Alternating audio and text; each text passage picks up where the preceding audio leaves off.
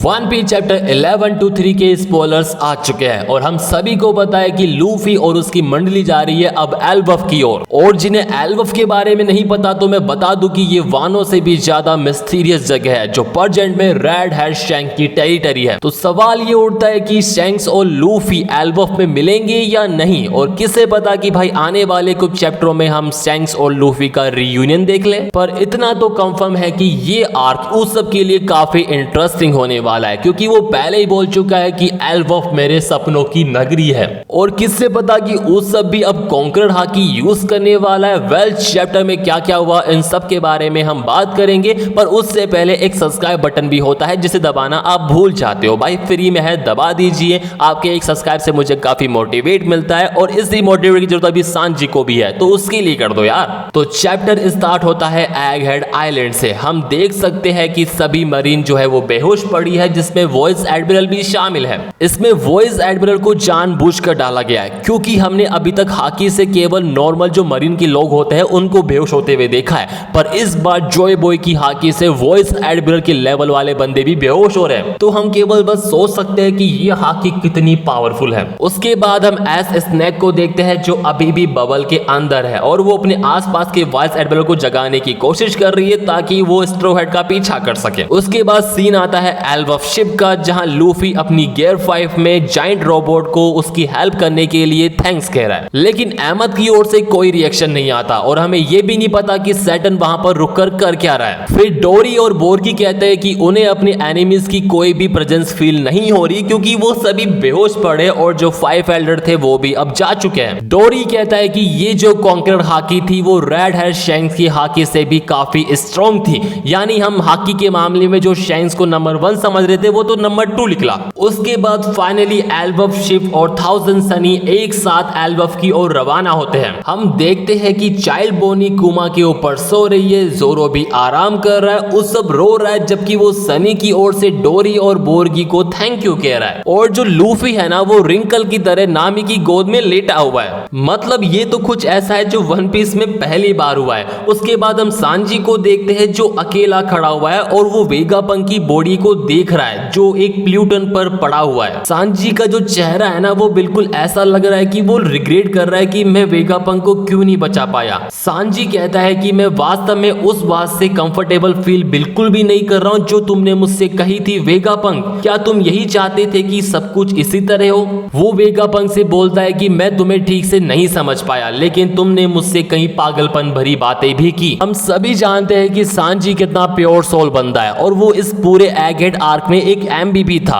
और इसकी ये हालत देखकर थोड़ा बहुत बुरा लग रहा है यार। इसके बाद हम एक छोटा सा फ्लैशबैक देखते हैं और ये फ्लैशबैक 2 हफ्ते पहले का है जो एगहेड में हुआ था, जहां शाका देखती है कि पावर प्लांट से डाटा में कुछ छेड़छाड़ हुई है, इसलिए वो इसके बारे में वेगापंक और पाइथागोरस को भी बताती है। शाका कहती है कि प्लीज इसे देखो, पार्टिकल नंबर ऑफ डेंसिटी और न्यूट्रॉन फ्लक्स में कुछ चेंजेस हुए हैं। वो कहती है कि साराफिन पर यूज की जाने वाली एनर्जी को धीरे धीरे बढ़ाया जा रहा है। अगर ये एक गलती थी तो ये काफी भाई बड़ा मैटर है। पाइथागोरस कहता है कि अरे हाँ, ये हमारे थ्रू रिकॉर्ड किए गए डाटा से बिल्कुल अलग है। शाखा कहता है कि चेंजेस को काफी दिमाग लगाकर रिकॉर्ड में छिपाया गया है ताकि किसी को पता ना पड़े। फिर वेगापंक कहता है कि तो कल्पिट वेगापंक में से ही एक है, क्या ये लिलिथ हो सकती है? शाखा कहता है कि यहाँ केवल 3 के पास एक सही बहाना है और यहाँ से कई सारी एनर्जी चुराई गई है। वेगापंक को पता नहीं लिलिथ पर बार बार शक क्यों हो रहा है। वो कहता है कि 4 में से एक कल्प्रिट है, खासकर लिलिथ।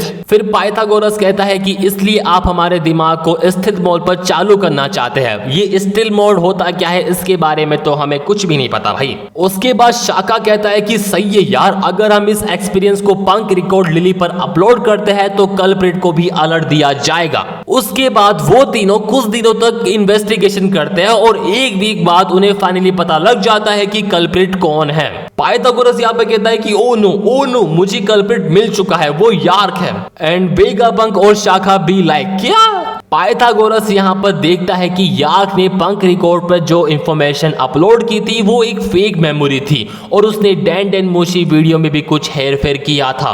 उसके बाद शाखा को भी यार्क के थ्रू सी विज वेपन में हेरफेर करने का रिकॉर्ड मिलता है। यानी पता नहीं कि ये यार्क इनको खत्म करने की कब से प्लानिंग बना रही थी और वेगापंक तो बेचारा लिलिथ के पीछे पड़ ही गया था, वो तो शरीबंदी है यार। वेगापंक बोलता है कि लेकिन क्यों, उसने ऐसा क्यों किया, और वो लिलिथ से माफी मांगता है क्योंकि वो उसे कल्प्रिट बोल रहा था। वेगापंक बोलता है कि एक व्यक्ति को बनाने के लिए ग्रिड का यूज करना मेरी सबसे बड़ी गलती थी। उसके बाद वो वेगापंक के रिकवर किए गए डेटा से यार्क और 5 एल्डर के बीच जो कम्युनिकेशन हुआ उसकी रिकॉर्डिंग भी सुनते हैं। यार्क ने मेरी जियोस को मैसेज भेजने के लिए व्हाइट डेंडन मुशी का यूज किया था, ये कहते हुए कि जो डॉक्टर वेगापंक है वो वर्ल्ड सेंचुरी की स्टडी कर रहा है। तब वेगापंक को समझ में आता है कि साइफर पोल ने हाल ही में उनसे इतनी बार मुलाकात क्यों की, और हमें ये बात ऑलरेडी पता थी कि 5 एल्डर वेगापंक को क्यों खत्म करना चाहते हैं, क्योंकि उन्हें लगता था कि वर्ल्ड सेंचुरी के बारे में वेगापंक कुछ ज्यादा ही जानता है। उसके बाद एक दिन पहले यानी पर्जेन से 6 दिन पहले लुलुशिया किंगडम को डिस्ट्रॉय कर दिया गया था। लुलुशिया किंगडम के साथ जो कुछ हुआ उसके बारे में सुनने के बाद वेगापंक समझ चुका था कि यार्क ने मदर फ्लेम का एक हिस्सा चुरा लिया है और फिर उसने इस सी बेस वेपन का यूज करके इसे वर्ल्ड गवर्नमेंट को भेज दिया था। और फिर वेगापंक कहता है कि तो वर्ल्ड गवर्नमेंट के पास एक एशियन वेपन है।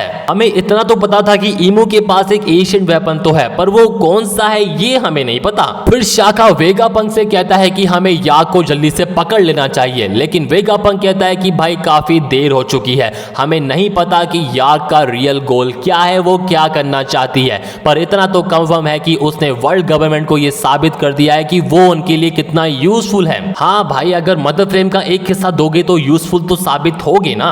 और वेगापंक ये भी समझ चुका है कि बाकी वेगापंक भी खत्म कर दिए जाएंगे जो वर्ल्ड सेंचुरी का पता लगा रहे थे। वेगापंक कहता है कि जल्दी से जहाज तैयार करो ताकि एगहेड के लोग यहाँ से सेफली निकल सके, क्योंकि हमारे पास कोई दूसरा ऑप्शन तो नहीं है। फिर वेगापंक कहता है कि सभी मरीन बेस को ऑलरेडी हमें गिरफ्तार करने के लिए मैसेज मिल चुके होंगे, हम चाहे कहीं भी भागे वो हमारा पीछा दुनिया के आखिरी छोर तक करेंगे, इसलिए हमारा मरना तो पक्का है चाहे हम कहीं भी हो। फिर वेगापंक कहता है कि लेकिन हमारे पास एक एडवांटेज है, हमारे पास ऐसी टेक्निक है जो ओहारा के पास 22 साल पहले नहीं थी, हमारे पास अपनी आवाज को दूर दूर तक ब्रॉडकास्ट करने का तरीका है। वेगापंक कहता है कि मैं जितना करीब आता हूं उतना ही अंधेरा होता जाता है, वर्ल्ड गवर्नमेंट वाकई में क्या करना चाहती है वो क्या है हमें नहीं पता, लेकिन मैं अपनी मौत को जाया तो नहीं जाने दूंगा। वेगापंक ये भी कहता है कि एक और टेक्निक है जिसे सेव किया जाना चाहिए, कुमाफूटो, जापानीज में जिसका मतलब क्राफ्ट होता है, जो क्लाउड प्लस क्राफ्ट से मिलकर बना है। मैं बता दूं कि कुमाफूटो एक आइलैंड क्लाउड बनाने वाली मशीन है, हमने एगहेड के चारों तरफ भी काफी क्लाउड देखे थे जो इसी मशीन से बनाए गए हो। वेगापंक कहता है कि हमें इससे बचाना चाहिए क्योंकि आइलैंड क्लाउड मानवता के लिए काफी यूजफुल हो सकती है अगर ये दुनिया डूब जाती है तो। उसके बाद हम देखते हैं कि वेगापंक ने ट्रांसमिशन डेंडन मोशी को रखने के लिए एशियन जायंट रोबोट के अंदर कुछ मॉडिफाई करना शुरू किया, लेकिन एक दिन यार्क उसे देख लेती है और उससे पूछती है कि वेगापंक तुम ये क्या कर रहे हो, लेकिन वेगापंक कहता है कि मैं रोबोट को मदर फ्लेम के साथ चलाने की कोशिश कर रहा हूँ। फिर यार्क कहती है कि मुझे उम्मीद है कि मदर फ्लेम जल्दी ही परफेक्ट हो जाएगी, लेकिन वेगापंक जो है वो मन में सोचता है और कहता है कि ये फैक्ट है कि मदर फ्लेम अभी भी इनकम्प्लीट है, लेकिन यही हमारी आखिरी होप है। फिर उसके बाद पर्जेन से 2 दिन पहले वेगापंक, शाखा और पाइथागोरस ने वर्ल्ड वाइड ब्रॉडकास्ट के लिए रिकॉर्डिंग की, इसलिए हमने वीडियो में उनमें से केवल 3 वेगापंक को ही देखा था। और वीडियो रिकॉर्ड करने के बाद वेगापंक, शाखा और पाइथागोरस ने पिछले 2 हफ्तों की अपनी सारी यादों को मिटा दिया। उन्होंने ऐसा इसलिए किया ताकि उनका जो प्लान है वो एक्सपोज ना हो सके, ये जानते हुए कि वो ये भी भूल जाएंगे कि यार्क गद्दार है। वेगापंक अपनी मेमोरीज को मिटाने से पहले कहता है कि जो डिजास्टर आने वाला है वही हमारी जीत लाएगा। और जब वेगापंक अपनी मेमोरीज मिटाने के बाद जागा तो उसने एक नोट देखा जिसमें कहा गया था कि उसकी जो रिसर्च है वो वर्ल्ड गवर्नमेंट को लीक कर दी गई है और वो जल्दी मरने वाला है। वेगापंक के नोट में वेगापंक ने ये लिखा था कि इस 2 वीक के वॉइड के दौरान हमने पहले से ही एक काउंटर मेजर तैयार कर लिया है, इसलिए प्लीज खुद खुद पर विश्वास करो और मर जाओ। फिर उसके बाद वेगापंक नोट की आखिरी लाइन पूरी होने से पहले सडनली सीन चेंज हो जाता है। हम वो मोमेंट देखते हैं जब वेगापंक, सांजी, एटलस और फ्रैंकी के साथ वेगा टैंक 08 पर सवार होकर एगहेड के लोअर पार्ट की ओर जा रहे थे। ये तब का मोमेंट है जब मरीन ने आइलैंड पर हमला किया था, जहां वेगापंक ने सांजी से कहा कि वो कभी भी वापस ऊपर जाने का इंटेंशन नहीं रखता है, वो हमेशा एगहेड के लोअर पार्ट में ही रहेगा। वेगापंक कहता है कि मुझे लगता है कि अगर मैं मर गया तो कुछ इंपॉर्टेंट होगा। फिर सांजी कहता है कि ऑफ कोर्स भाई, इससे तो पूरी दुनिया हिल जाएगी, लेकिन मैं तुम्हें ऐसे ही मरने नहीं दे सकता। लेकिन फिर वेगापंक बोलता है कि प्लीज ऐसा ही करो, मैं तुमसे विनती करता हूँ। और वो सांजी को कुछ बोलने वाला होता है, लेकिन सांजी बोलता है कि ये क्या है। चैप्टर के लास्ट पैनल में हम प्रेजेंट डे में वापस आ जाते हैं, जहाँ जायंट पायरेट जश्न मना रहे कि वो अपने दोस्तों के साथ है। हम केवल यहाँ पर जायंट वॉरियर पायरेट को ही देखते हैं, यहाँ पर पूरा स्ट्रॉ हैट क्रू नहीं है। जायंट वॉरियर पायरेट कहते हैं कि व्यू, हमारे दोस्तों के साथ रीयूनियन के लिए एक टोस्ट। उसके बाद हम उस सब को देखते हैं जो डोरी के साथ ऊपर सेलिब्रेट कर रहा है, और बोर्गी लूफी को पकड़ रहा है जो अभी भी अपनी रिंकल फॉर्म में है, और चॉपर बोर्गी की दाढ़ी पर है। वो सभी वहां पर काफी खुश है और सेलिब्रेट कर रहा है, सिवाय लूफी के, क्योंकि वो अपनी रिंकल फॉर्म में नामे की गोद में मजे कर रहा है आराम से। लूफी कहता है कि रुको भाई, बाद में सेलिब्रेट करेंगे बाद में। और उस सब कहता है कि वो Elbaf, the land of my dream. ये सुनकर डोरी और बोर्गी बी लाइक जब वो सब सेलिब्रेट कर रहे होते हैं तो हम पढ़ सकते हैं कि वेगापंक एगहेड आइलैंड में सांजी से क्या कहना चाहता था। वेगापंक कहता है कि और वन पीस के बारे में मैं चाहता हूं कि ये आप लोगों को मिले। चैप्टर यहीं पर एंड होता है, और खुशी की बात यह है कि अगली वीक भी कोई ब्रेक नहीं होने वाला।